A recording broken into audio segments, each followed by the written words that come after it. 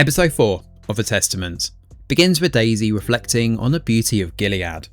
This beauty is only surface level though, with her worried that the eyes will pull her off the street at any time. Deep behind enemy lines, Daisy is playing a very dangerous game.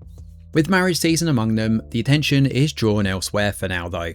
Daisy is happy to keep a low profile and get involved in the festivities while continuing her mission.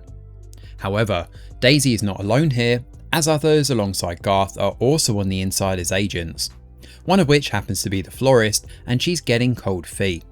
With Agnes and Becca both draped in green, they head through the streets where Daisy spirals when she sees the Mayday terrorists hanging from the rafters.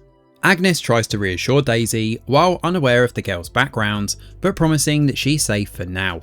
Their destination is Agnes's house for a tea party. Whilst there, Becca and Agnes dance together, practicing for the commanders.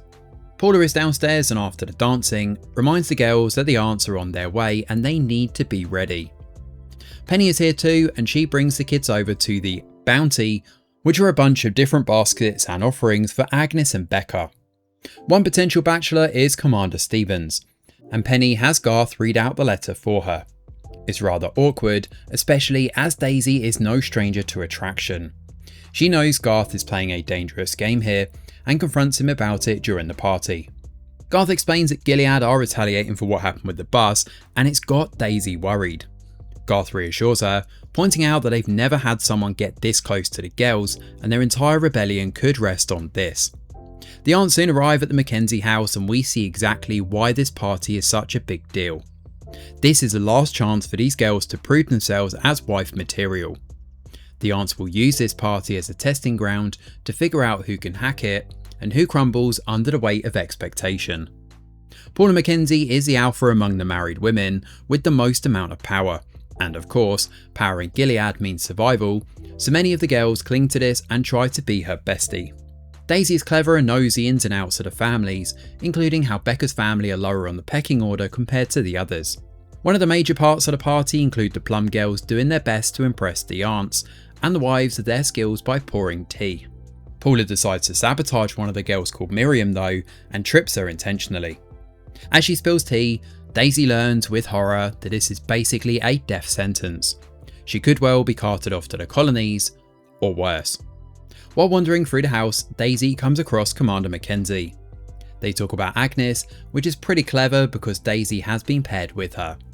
Thankfully, there's no further ramifications for trespassing. He's actually surprisingly chill and eventually hands over a chocolate to her, explaining how he doesn't think Agnes likes them anymore.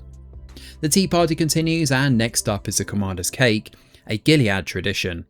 Inside is a hidden treasure, which is not dissimilar to the European tradition Galette de Roi.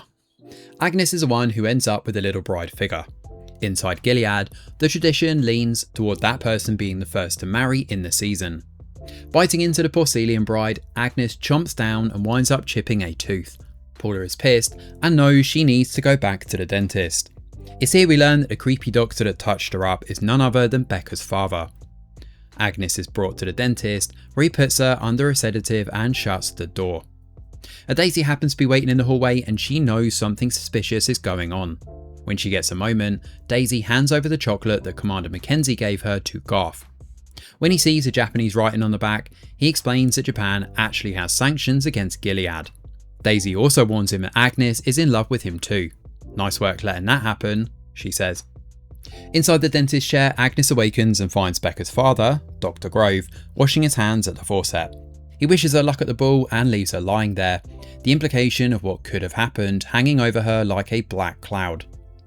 Back home, Paula bemoans Agnes's weak genes, bringing up how Tabitha is not her mother and her birth mum is the weak one.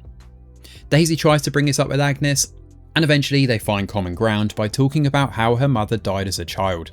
On the way back to school, Daisy is shocked to find the florist shop swarming with guards. Turns out she tried to run when the eyes came to her shop, and she was shot dead in the street. Daisy knows she can't panic and needs to stay the course, realising here that if she does panic or step out of line, she could meet a sticky end.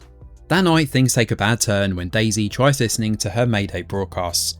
Aside from a brief, urgent warning from Boston, she doesn't get much else other than a high-pitched ringing. Meanwhile, Daisy starts to get undressed that night and realises her undergarments have been messed with. Becca's father has abused her. The Testaments return with some interesting through lines for subplots that are starting to bubble up.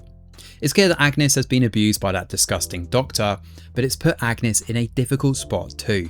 She can't say anything obviously, as we know she needs 4 witnesses to combat one commander. But even then, it would make Agnes damaged goods and certainly not marriage potential. Even worse, that's her best friend's dad too.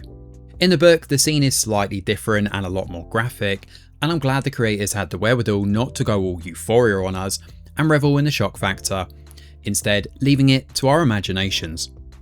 Daisy clearly knows something isn't right here, but she's similarly not in much of a position to do anything. In fact, she's actually quite lucky she hasn't been caught already.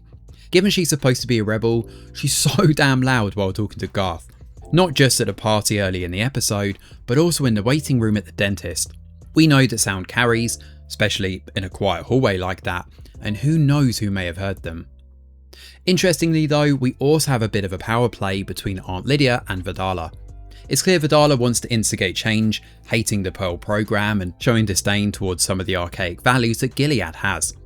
However, it was pretty funny when Lydia shut her down and exasperated for the girls to just eat their cake. Paula is a bit of a mixed bag here too.